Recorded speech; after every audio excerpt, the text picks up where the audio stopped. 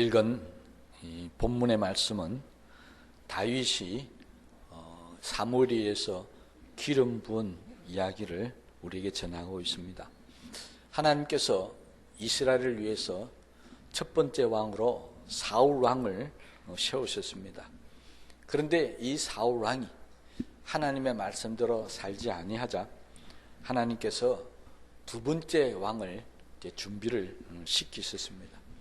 그래서 사무엘 선지자를 이 베들레헴으로 보내서 이새의 8 아들 중에서 막내인 이 다윗을 기름 부어 왕으로 삼으셨다는 말씀입니다. 오늘 이 말씀을 보면 정말 다윗이 얼마나 하나님의 큰 은혜를 받은 사람인가 하는 것을 알 수 있습니다. 여러분, 이스라엘은 12지파가 있습니다. 그리고 그 이스라엘은 수많은 가정들이 있습니다. 그런데 그 수많은 가정들 중에 이새의 가정을 택했다는 것입니다. 여러분, 우리나라에 얼마나 많은 가정이 있습니까? 그죠? 이 경주 땅에도 수많은 가정이 있습니다. 그런데 하나님께서 꼭 집어가지고 내가 너의 가정을 택했다 하면 이게 얼마나 큰 축복인 줄 아시겠죠? 그렇잖아요. 전 세계에 이 수많은 나라가 있고 부족이 있고 민족이 있고 가정들이 있는데 그 중에서 내가 너 가정을 택했다는 것입니다. 그것이 바로 이새의 가정이었습니다. 그런데 그 이새에게는 아들이 무려 8명이 있었습니다. 자, 8명 중에 1명이 뽑혀서 왕이 되는 겁니다. 그럴 때 제일 확률이 많은 것이 첫째겠죠. 막내는 제일 확률이 떨어지는 것입니다. 그런데 다윗은 막내였습니다. 순서대로 따지면은 맨 마지막이 되었어야 자기에게 순서가 온다는 것입니다. 실제적으로 이새 아버지였던 이새는 다윗의 왕이 될 거라고는 기대도 안 했습니다. 그래서 7 형들은 다 집안에 불러놓고 사무엘 선지자에 다 보여줬는데 막내인 다윗은 저 밖에 내서 니는 양이나 치고 있어라 이렇게 했다는 것입니다. 그런 다윗을 하나님께서 불러서 기름 부어서 왕으로 삼아주셨으니까 다윗이 받은 은혜가 얼마나 엄청난가 하는 것을 우리가 알 수가 있습니다. 여러분, 다윗은 정말 어떻게 보면 복된 사람이었습니다.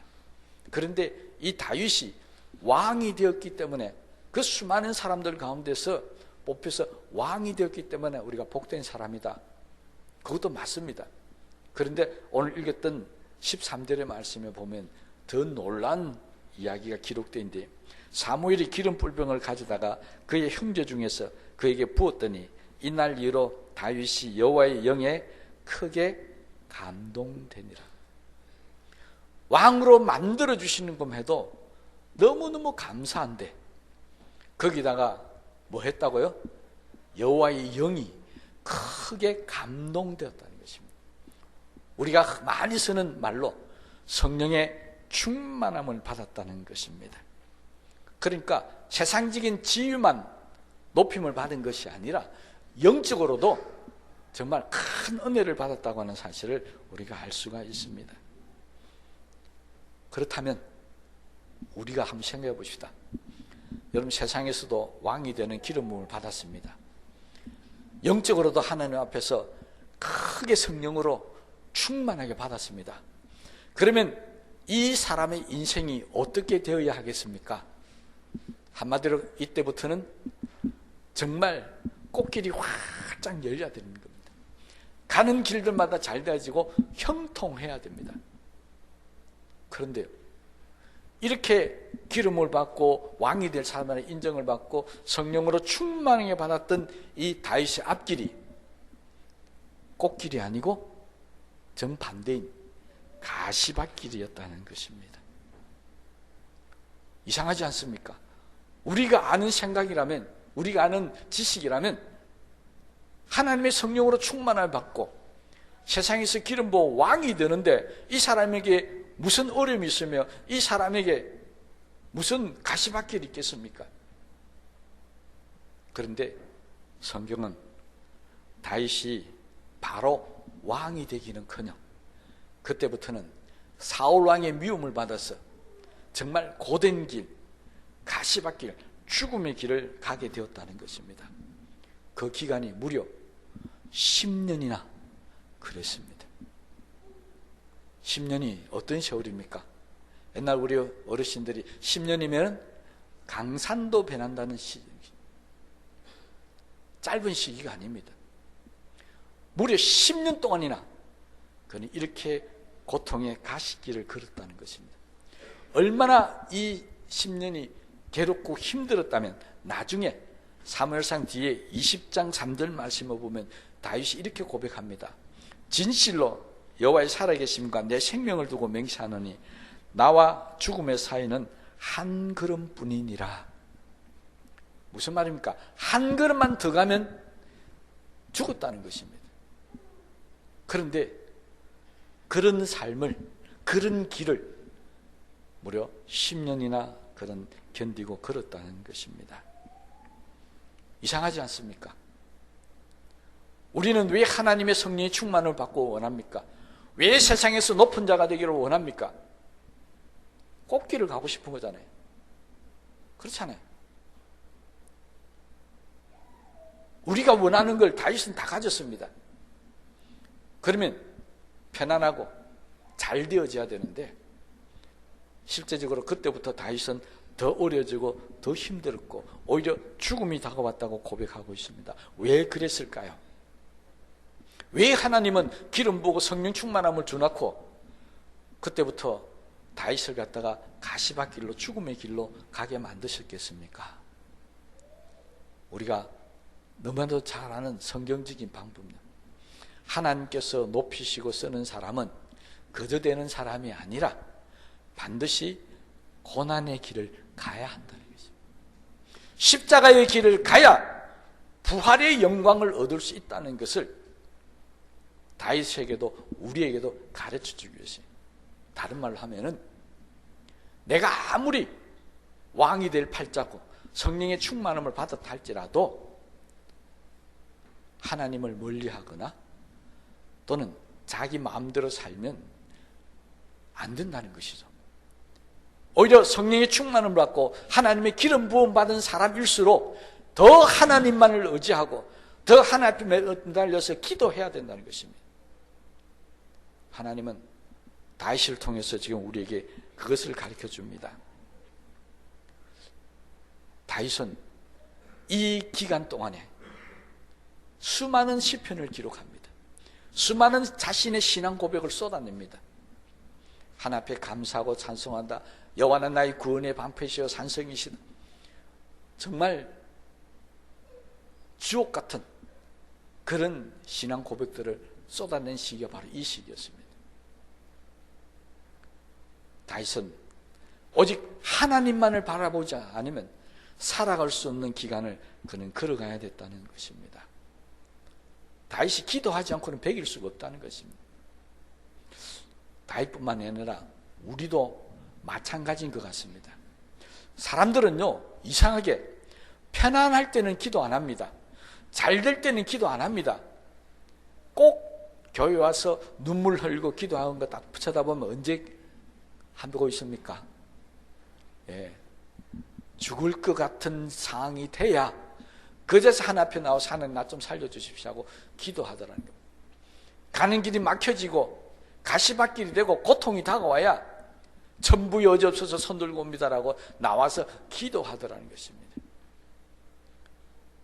그래서 하나님께서는 우리에게 어떻게 보면 끊임없이 고난을 주시는지 모르겠습니다. 시편 기자는 그 하나님의 고난을 통해서 고백하죠. 고난당하는 것이 내게 유익이다. 그 고난을 통해서 하나님을 만나게 되고 그 고난을 통해서 하나님 나와 함께 하시고 나를 지켜주시는 것을 경험할 수 있었기 때문에 그런 고백을 하게 되었다는 것입니다.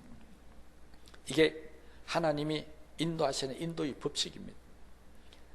이스라엘 사람들을 출애굽을 시켰을 때도 마찬가지였습니다.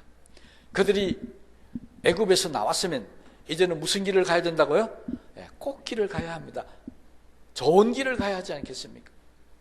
근데 애굽에서 하나님께서 데려넣으셔서 인도하시는 길은 이 세상에서 제일 험한 길, 광야의 길로 인도하셨습니다. 저는 경주에 있으면서요, 야, 경주는 정말 지형적으로 복받은 곳이라는 걸 느낍니다. 왜냐하니까 경주는 경주 지역 전체가 평탄합니다. 그러니까 자전거만 타도 경주 온 시내를 다 갈 수 있습니다. 제 고향이 부산입니다. 부산에 가보신 분들 아시겠지만 부산 사람들은 자전거 잘 안 타고 다닙니다. 왜? 자전거 타고 다니면 죽습니다. 길이 전부 이렇습니다. 각도가 기본적으로는 45도는 기본입니다. 정말 차에 타면 막 뒤로 넘어질 것 같은 그런 길도 있습니다. 그런데 부산 사람들은 거기에다가 주차도 합니다. 정말 대단한 사람들. 제가 요즘 부산에 가보면요, 거기서 분명 운전하고 다녔고 저도 거기에서 주차를 했던 사람인데 지금 가면 겁이 납니다. 뭔지 모르게 막 뒤로 밀릴 것 같고 넘어질 것 같고요. 경주분들은 정말 좋은 곳에 사시는 걸 깨달으시기를 바랍니다. 얼마나 길이 좋은지 모릅니다. 이래 좋은 길을 다니다 보니까 이 좋은 곳에 사는 거 우리는 모른다는 겁니다. 근데 제가 부산에 딱 가보면 가자마자 즉시 느낍니다. 아, 내가 사는 경주가 정말 좋은 곳이었구나. 경주는요, 하나님께서 인도하셨던 광야길로 비하면 여기는 정말 길들마다 에덴동산 같은 곳입니다. 광야가 길이 어떻습니까? 부산이 뭐 언덕이 많고 힘들나지만 광야보다도 낫습니다. 광야는 정말 사람들이 다니기가 힘든 길입니다. 거기에는 아무것도 없습니다. 그런데 하나님께서 그 길로 이스라엘 백성들을 인도해 가십니다. 이유가 뭐겠습니까? 아무것도 없으니까 오직 하나님만을 바라보라는 것입니다. 그걸 하나님께서 40년 동안 훈련시킵니다. 여러분, 우리가 이 일을 통해서 아셔야 될 게 하나가 있습니다. 내가 아무리 하나님의 은혜를 많이 받고 하나님의 복을 받았다 할지라도 하나님께서 우리를 인도하시는 길은 꽃길이 아닙니다.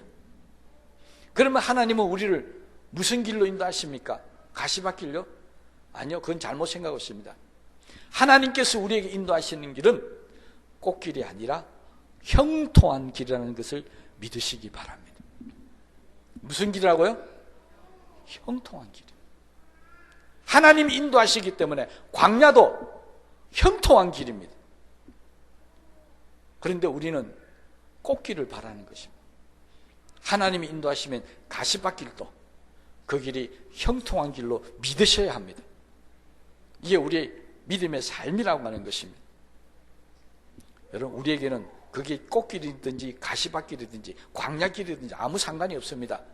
오직 하나님께서 함께 하시면은 어떤 길이라도 다 형통하게 해주실 걸로 믿기 때문에 그렇습니다.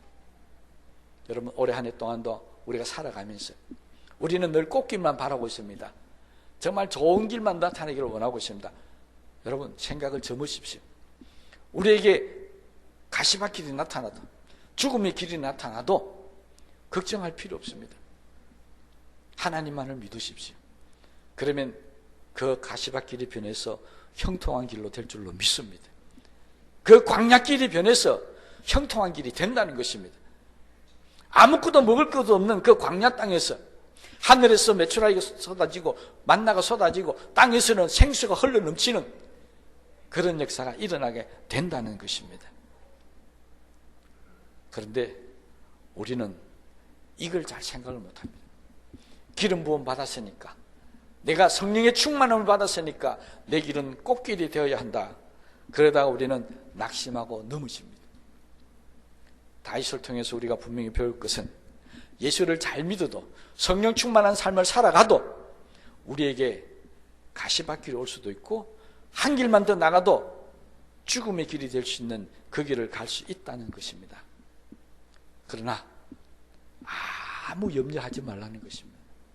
비록 한 걸음만 더 나가도 죽음의 길을 할지라도 아무 염려하지 말라. 왜 그렇습니까? 하나님께서 다윗을 뭐로 했다고요? 왕으로 기름 부었습니다.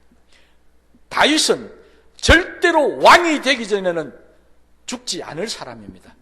믿습니까? 다윗이 죽어버리면 하나님의 약속이 깨집니다. 하나님의 기름 부음이 헛사가 되어버립니다. 그러면 하나님이 전능하신 하나님이 아니라 무능한 하나님이 될 수밖에 없습니다. 하나님은 다윗을 왕으로 만든 계획을 가지고 계셨습니다. 다윗에게 어떤 환난이고 고난이고 이 땅에 있는 모든 군대가 일어나서 다윗을 친다 할지라도 하나님은 다윗을 지켜주실 것입니다. 왜요? 하나님이 왕으로 만들어준다고 약속하셨기 때문에. 우리도 이 하나님을 믿으셔야 합니다. 하나님이 내게 뭐라고 말씀하셨습니까? 내게 어떤 약속을 하셨습니까? 그 약속이 이루어지기 전에는 절대 하나님이 나를 안 떠나십니다. 절대 하나님이 나를 안 버려두십니다. 그 약속이 이룰 때까지 하나님은 항상 나와 동행하실 것이고 어떤 문제가 생기고 어떤 환난이 생기더라도 나를 지켜주신다는 사실을 우리는 믿으셔야 합니다. 바로 그 삶을 다윗을 통해서 우리에게 보여주셨습니다. 분명히 기억하십시다. 다윗은 기름 부음 받고 바로 왕이 된 게 아니었습니다. 더 웃기는 것은, 죄송합니다, 웃긴다고 그랬어요. 다윗이 기름 부음을 한 번만 받은 게 아니었습니다. 다윗은 기름 부음을 무려 3번이나 받습니다. 오늘 기름 부음 받은 것이 첫 번째 기름 부음 받은 것이고요. 나중에 사무엘하 2장에 가면은 30살 때 다시 한번 기름 부음을 받습니다. 바로 유다 사람들이 나와서 다윗에게 우리의 왕이 되어 주소서 하고 왕으로 청빙하면서 다윗에게 기름 부음 받습니다. 사무엘이 기름 부음 했을 때는 누구만 받겠습니까? 그 가족들밖에 못 받습니다. 유다 족속도 모릅니다. 그런데 이제 유다 족속이 나와서 다시 왕으로 세울 때 유대인들의 관습은 반드시 왕으로 세울 때는 기름 부음을 해야 합니다. 선지자를 세울 때도 기름 부음을 해야 합니다. 이게 구약의 법칙이죠. 그러니까 사무엘을 통해서 기름 부음 받는 몰랐던 이 사람들은 다윗을 왕으로 세우면서 다시 기름 부음을 해서 우리 왕이 되려 해서 12지파 가운데 유다 지파의 왕이 됩니다. 이게 두 번째였습니다. 그리고 세 번째는 3년 뒤에 사무엘하 5장에 넘어가면은 이스라엘의 12지파 장로들이 이제 다 모입니다. 다 모여서 헤브론에서 다윗을 다시 이제는 우리 이스라엘의 왕이 되게 되어 주십시오. 12지파를 총 다스리는 온전한 이스라엘의 왕이 되어 달라고 헤브론에서 모여서 다시 기름 부음을 합니다. 몇 번 받았다고요? 네, 3번이나 받습니다. 여러분, 하나님의 기름 부음 받으면 한 번이면 족합니다. 제가 목사 될 때 안수 받습니다. 기름 부음이라고 그러죠. 평생에 한 번이면 끝납니다.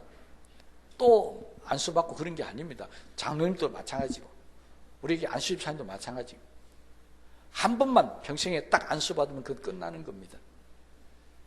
뭐 교회를 옮기고 다른 데로 가고 어떻게 해도 아무 상관이 없습니다. 내가 안수 받았다면 거기서 끝입니다. 그런데 다윗은 3번이나 받습니다. 왜 그랬을까요? 다윗은 집에서 기름 부음 받기 시작해서 살아가는 그 삶이 정말 왕이 되질까? 내가 정말 왕이 될까? 어실스러운 순간들이 너무너무 많았습니다. 그런데 기름 부음 받으면서 하나님께서 나를 왕으로 만들어 주실 모양이다. 낙심했던 마음, 포기했던 마음을 다시 일깨워주는 겁니다. 유다 지파의 왕이 되긴 됐는데 하나님이 약속하신 것은 이스라엘 전체의 왕이었습니다. 그런데 유다 지파의 왕만 되고서는 안 되잖아요. 그리고 헤브론에서 다시 12지파 장로들이 다 모여서 기름 부음 받을 때 그때는 이제는 내가 정말 이스라엘의 왕이 되었구나. 무슨 말이냐면요, 기름 부음을 하면서 하나님은 낙심하고 좌절했던 사람, 이 다윗에게 계속해서 아니다, 너는 왕이 될 사람이다, 그 마음을 계속 붙들어 주셨다는 것입니다. 여러분, 우리도 똑같습니다. 우리도 하나님의 어떤 약속을 받았는데 그 약속이 이루어지지 못해서 중간중간마다 막 넘어집니다. 쓰러집니다. 그런데 그때마다 하나님은 꼭 나타나셨어요. 두 번째 기름 부음 부었던 다윗처럼 또 와서 조그맣게 뭔가 내 기도를 응답해 주시는 확신을 주십니다. 무슨 말입니까? 조금 숨만 쉬도록 또 숨통을 살짝 열어줍니다. 죽게 만들지는 않는다는 것입니다. 또 죽을만 하면 또 하나님께서 살짝 숨을 열어주십니다. 왜 그래 주신 줄 아십니까?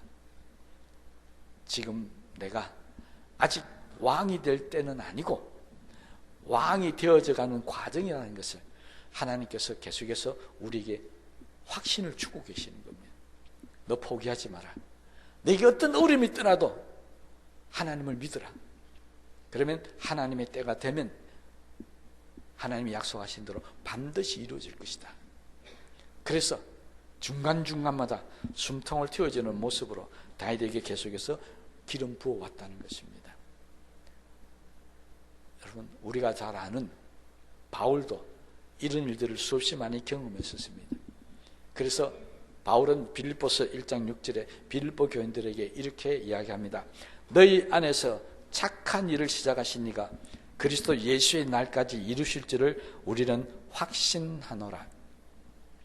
빌립보 교회 교인들에게 편지를 보면서 제일 먼저 한 이야기입니다. 우리가 지금 아무리 많고 어려운 고난을 당하고 있지만은 하나님이 계획하신 일이기 때문에 반드시 이루어질 걸로 나는 확신하노라. 여러분, 확신합니까? 하나님이 내게 말씀하신 것 반드시 이루어질 걸로 확신합니까? 다윗은 확신한다고 그랬습니다. 그런데 뭐냐니까 이루어져 간다는 것입니다. 지금 이루어지는 것이 아니고요. 다윗도 때로는 위험 속에 있었고 어려움도 겪고 고통도 많이 겪었지만은 그러나 하나님이 결국은 왕이 되게 하셨다는 것입니다.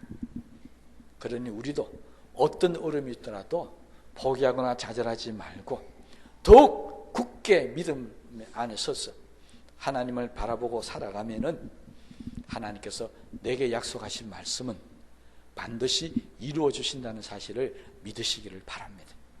그런데 우리가 이 과정에서 한 가지 조심해야 될 게 있습니다. 예수님께서 제자들에게 가르치시면서 마태복음 19장 30절 이렇게 가르쳤습니다. 먼저 된 자로서 나중되고 나중된 자로서 먼저 될 자가 많으니라. 하나님이 뜻을 이루어 가시는데 그런데 먼저 된 자가 나중될 수는 있다는 겁니다. 또 나중된 자가 먼저 될 수도 있다는 겁니다. 왜 그런지는 잘 모르겠습니다. 왜? 예수님께서 가르쳐 주시 않았기 때문에 알 수는 없지만은요, 한 가지 우리가 여기서 알 수 있는 것은 있습니다. 뭘 우리가 꼭 아셔야 되냐면요, 왜 먼저 된 자가 나중됩니까? 왜 사울이 왕에서 쫓겨나게 됩니까? 우리가 이것을 아셔야 한다는 것입니다. 이렇게 먼저 된 자가 나중되고 나중된 자가 먼저 되고 뒤집어지는 이유는 다른 데 있는 것이 아니라, 다 같이 한번 따라할까요? 다 나 때문이다. 왜 소리가 그렇게 주가시 작습니까? 거꾸로 하면 다 네 때문이다 이러면 커지겠죠? 다시 합시다. 다 내 때문이다. 예. 사울이 왕에서 물러난 것이 다윗 때문입니까? 아니에요. 사울이 자기가 하고 싶은 대로 자기가 마음대로 살다가 하나님께서 너는 안 되겠다 해서 다윗을 세운 겁니다. 그런데 사울은 어떻게 생각한 줄 아십니까? 야, 저 다윗 때문에 내가 왕위에서 물러나게 되었으니까 어떻게 해야 된다고? 다윗을 죽여야 되겠다고 생각한 겁니다. 사울은 자기 때문에 자기가 잘못해서 왕위에 물러났다는 생각을 안 했다는 것입니다. 다윗 때문에 생각하고 다윗을 막 죽이려고 합니다. 다윗만 그렇습니까? 우리도 그렇습니다. 우리도 신앙생활 하면서요, 사울처럼 마음을 가질 때가 참 많이 있습니다. 솔직히 이야기해 볼까요? 다른 사람이 나보다 축복 더 많는 것이, 더 많이 받는 것이 누구 때문이라고요? 그 사람이 잘해서 받는 겁니다. 왜 다른 사람은 축복받는데 나는 못 받습니까? 왜 다른 사람은 은혜 받고 기도 응답받는데 나는 못 받습니까? 누구 때문입니까? 다른 사람 때문입니까? 아니에요. 내가 잘못되어서 그렇습니다. 왜 내가 축복 못 받는 것이 다른 사람 때문에 내가 못 받는다 생각하십니까? 왜 내가 하나님 은혜 못 받는 게 다른 사람 때문에 못 받는다고 생각하십니까? 아니잖아요. 내가 잘못되었기 때문에 못 받는 건데, 우리는 꼭 사울처럼 다윗 때문에 내가 왕에서 물러난다는 이런 어처구니 없는 생각을 하게 된다는 것입니다. 분명히 아십시다. 먼저 된 자가 나중되었을 때 내가 잘못되었다고 생각하셔야 됩니다. 내가 잘못되었기 때문에, 내가 아직 복받을 사람이 못 됐기 때문에, 내가 아직 은혜를 받을 준비가 못 되었기 때문에 못 받는 것이지, 다른 사람이 내 복 받을 거 빼앗아갔기 때문에 내가 못 받는 것은 결코 아닙니다. 어떤 사람은 그런 생각입니다. 다른 사람이 막 많은 성령의 은사도와 달란트를 받으니까요, 막 셈이 나는 겁니다. 왜 셈이 납니까? 저 사람이 안 받았으면은 누가 받는다고요? 천만의 말씀입니다. 저 사람이 안 받아도 내가 잘못되어 있으면 하나님 나에게 안 주십니다. 그런데 우리는 그렇게 생각 안 합니다. 저 사람만 없으면 내가 저 자리에 갈 텐데, 저 사람만 없으면 내가 저 일을 내가 할 텐데, 내가 복을 받을 텐데. 그거 잘못된 겁니다. 내가 바로 서고 내가 제대로 살면 우리는 나보다 먼저 된 사람의 복을 내가 받을 수도 있는 겁니다. 그게 나중된 자가 먼저 된다라고 하는 것입니다. 오늘 말씀을 통해서 적어도 우리는 두 가지만 꼭 기억하십시다. 사울처럼 자기가 받은 복을 남에게 빼앗기지 말자는 것입니다. 여러분, 왕자리를 빼앗기는 거, 그거 얼마나 억울하고 원통한 일이겠습니까? 그런데 사울은 빼앗겨버렸습니다. 우리가 신앙생활하면서 먼저 된 자로서 나중된 자가 되어버리면 얼마나 마음이 아프겠습니까? 적어도 그렇게 되지는 말자는 겁니다. 내가 받을 복을 빼앗겨버리고, 내가 받은 먼저 된 자로서의 복을 다른 사람들에게 빼앗기지는 말자는 것입니다. 여러분, 새해를 맞이하면서 다시 한번 우리 돌이켜 보십시다. 과거에 하나님께서 나에게 어떤 계획을 갖고 말씀하셨습니까? 너는 앞으로 왕이 될 자라고 말씀하셨습니까? 너는 앞으로 머리가 될 자라고 말씀하셨습니까? 너는 앞으로 이런 사람이 될 거라고 혹시 하신 말씀이 있다고 한다면 왜 아직 안 되고 있겠습니까? 왜 아직 그 꿈이 이루어지지 못하고 있겠습니까? 하나님 그 때를 이룰 때까지 기다리십시다. 나한테 험한 길, 가시밭길, 고통의 길이 온다 할지라도 하나님은 우리를 꽃길로 인도하시는 것이 아니라 형통한 길로 인도하시는 분이기 때문에 지금 내가 당하는 이 모든 고난과 환난에서 나를 건져주실 것이라고 믿으셔야 합니다. 그래서 우리는 때로 광야를 길을 가더라도 하나님을 바라보고 가야 합니다. 때로는 홍해가 놓이든 할지라도 하나님께서 이 홍해를 갈라주실 것이라고 믿고 홍해로 들어가야 합니다. 때로는 여리고 같은 성이 놓여있다 할지라도 하나님께서 이것을 무너뜨려 주실 것이라는 것을 믿고 우리는 가야 한다는 것입니다. 우리 앞에 좋은 길만 있는 게 아닙니다. 홍해도 있고 광야길도 있고 여리고도 가로막힐 수 있습니다. 그래도 우리는 가야 합니다. 어떤 일이 있더라도 하나님이 나를 인도하신 이 길이 형통한 길이며 나에게 복된 길이라는 사실을 믿으시고 올해 한 해 동안 하나님 말씀 붙들고 나아가십시다. 하나님 은혜에 의지해서 가시면 때가 되면 하나님께서 반드시 그 일을 이루어 주실 줄로 믿습니다. 그러므로 우리가 해야 할 게 있습니다. 힘들더라도 견디시기 바랍니다. 낙심되더라도 믿고 기도하시기 바랍니다. 여러분, 내가 가진 있는 꿈과 소망 포기하지 마십시오. 왜? 오늘도 하나님은 우리에게 역사하시기 때문인 줄로 믿으시기 바랍니다. 오늘도 하나님은 살아계셔서 우리에게 역사하십니다. 다윗에게 역사하셨던 하나님, 나에게도 역사하신다는 것입니다. 믿습니까? 이 믿음 가지고 올해 한 해 동안 하나님이 어떤 길로 인도하시든지 간에 하나님이 인도하시는 길은 형통한 길이니까 이 길만 가면 하나님 내게 약속하신 말씀을 이루어진다는 것을 굳게 믿고 그 약속이 이루어질 때까지 주님만 바라보며 믿음으로 사시는 귀한 한 해가 되시기를 주님의 이름으로 축복합니다. 말씀을 생각하시면서 기도하십시다.